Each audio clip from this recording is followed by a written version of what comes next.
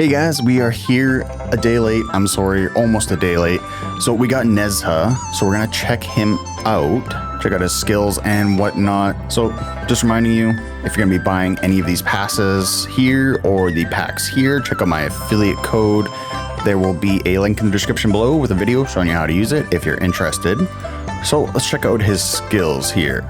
Basic attack is an AoE. That's interesting. 70% chance to inflict one stack of Nezha ring for 2 turns. Reduces debuff res by 10%, up to 5 stacks. That could be big. He's probably going to be a fire unit, I'm guessing, because he is in the other games. He's part of Sanskrit lore, I'm pretty sure. So he's always got some kind of fire ability. Attacks all enemies, 60% chance to inflict 1 stack of true flame for 2 turns, which loses HP equal to 25% of the caster's attack, 5 stacks. Damage over time, just like a burn. Before the skill is cast, 1 additional stack is guaranteed.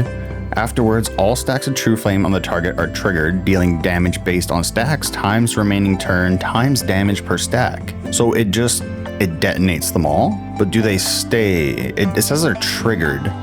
So I guess as long as they have turns remaining, they'll stay.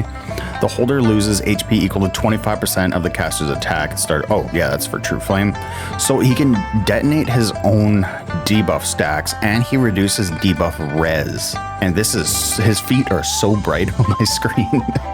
So he does pair with Ao Bing, so we'll check out that Echo talent after. So when Nez is on the field, all fire damage, burn, inferno, and true flame, so every type of burn we have in the game so far increases by 50%. So it'd be good with IMT Zhou, and I guess even like Sun Si could be doing good there as long as he gets burns from Lu Xun or Zhou.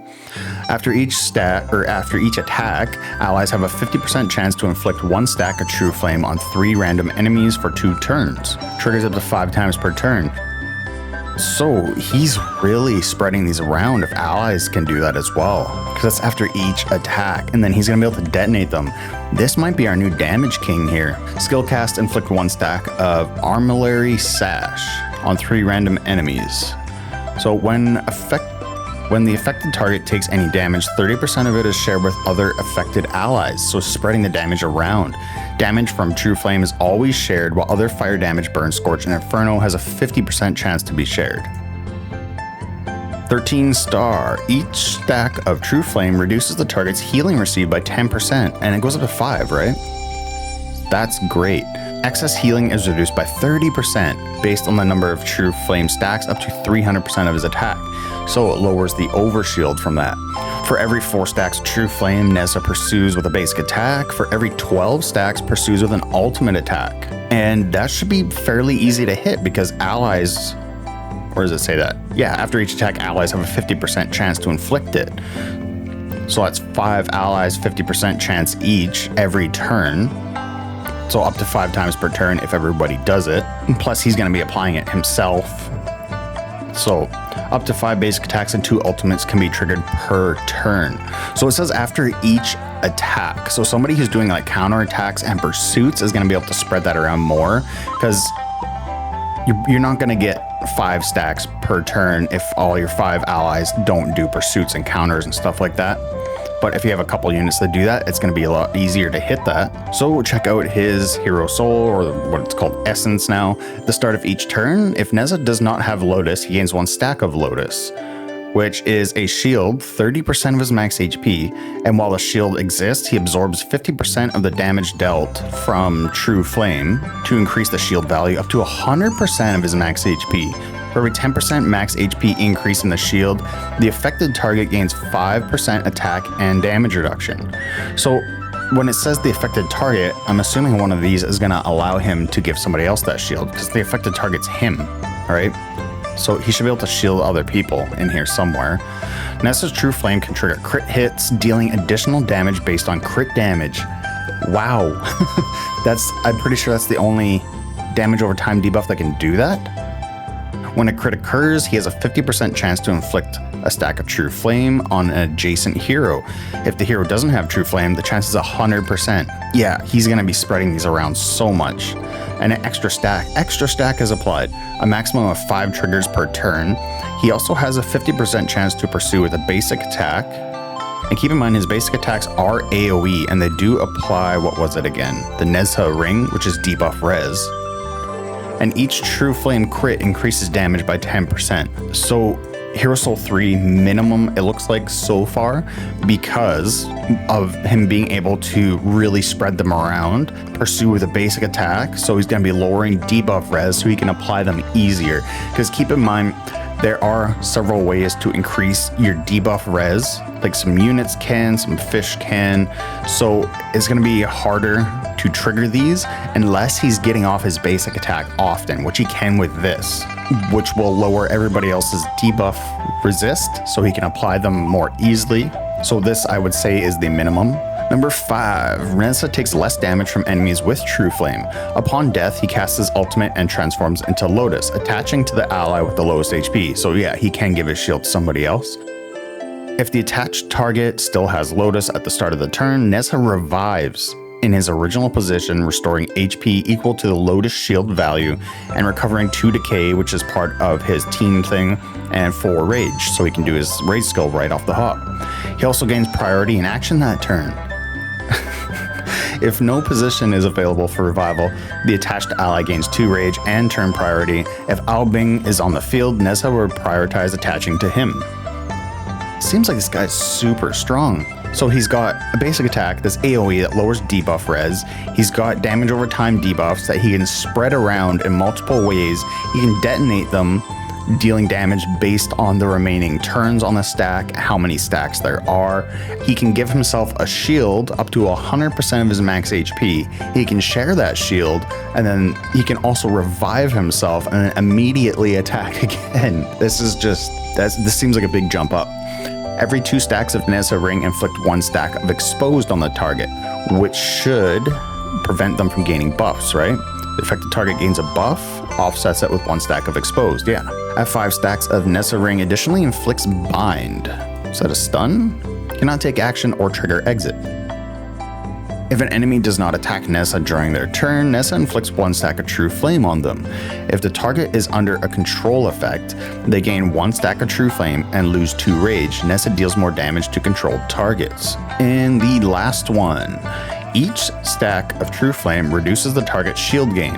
At 5+ stacks, there's a chance the target cannot gain shields. This guy's got so much utility as well. Reduced healing, reduced overhealing, now reduced shields, and the potential to like totally shut down their shields.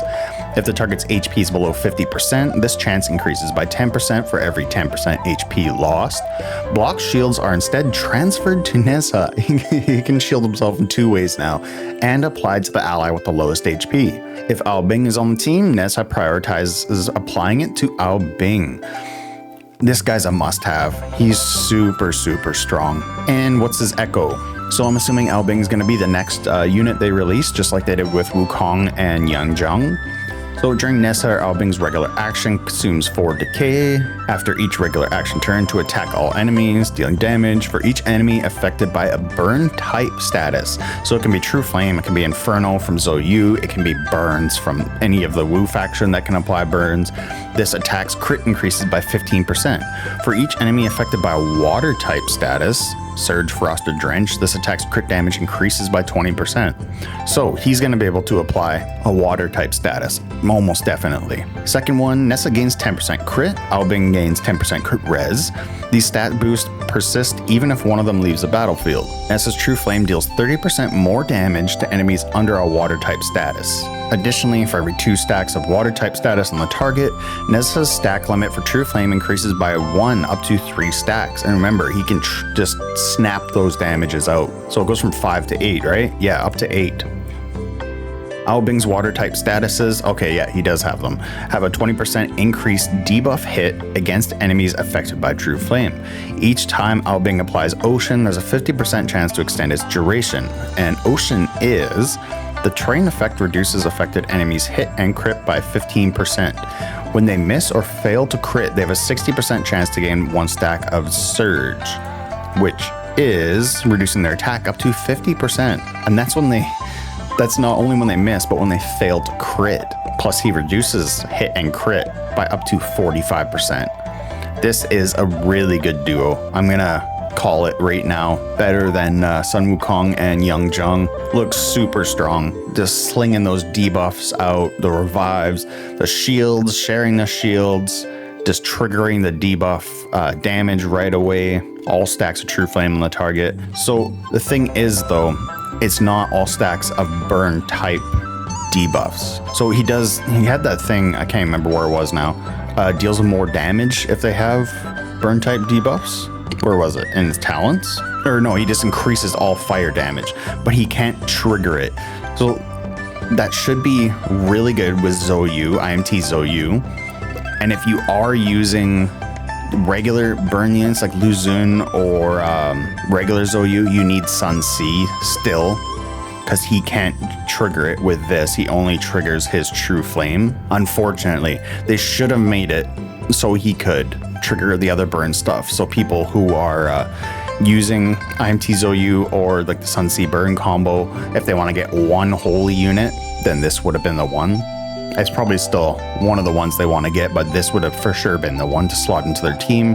If you're just getting like 1 of each, if you're just a low spender, just getting 1 IMT, 1 holy unit. So yeah, looks pretty crazy. And again, if you're going to be grabbing any of this stuff, description below, affiliate code, you know the deal by now. We also got the Dragonborn Pond, which should have a new fish.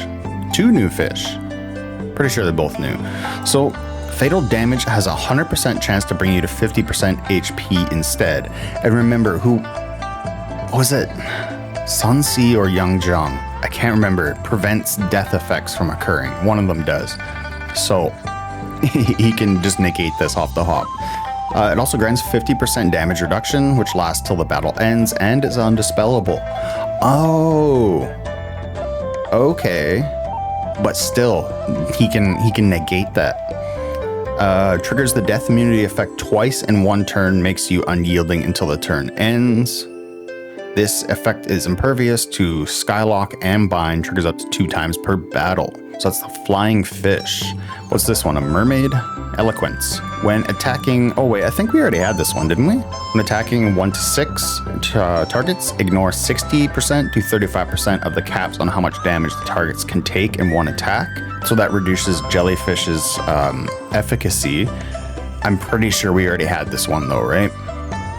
That sounds very familiar. So that's pretty much it for today. If you didn't notice, I have a new game, the new affiliate code as well. I just started playing it yesterday. It's Legend of Elements. It is by the same devs as Legend of Mushroom. So if you played that game, you probably like this one. So I'm going to be making some guides for that. So if you're into that style of game, keep an eye out for that. And until the next update, I'll catch you next time. See ya.